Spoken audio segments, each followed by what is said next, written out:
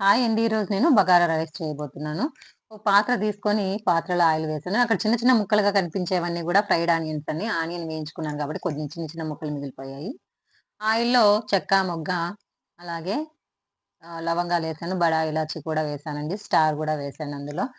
సన్నగా పొడవుగా కోసిపెట్టినటువంటి పచ్చిమిరపకాయ కూడా వేసాను అందులో 2 పచ్చిమిరపకాయలు. అలాగే బిర్యానీ ఆకు వేసాను. అవి కొద్దిగా వేగిన తర్వాత అందులోకి సన్నగా తరిగి పెట్టినటువంటి ఆనియన్స్‌ని వేసేసి, అవి దోరగా వేగిన తర్వాత అందులో రాతి పువ్వు కూడా వేశానండి.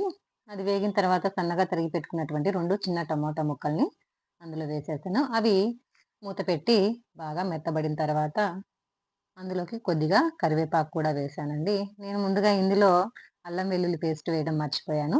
అందుకే అల్లం వెల్లుల్లి పేస్ట్, ఉప్పు కూడా ఇందులో వేసానండి. ఉప్పు తగినంత ఉప్పు వేసుకోవాలి.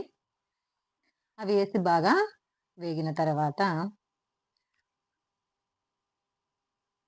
అక్కడ పావు కనిపిస్తుందండి. దాన్ని రాయలసీమ సైడ్ మేము పావు అని పిలుస్తాము.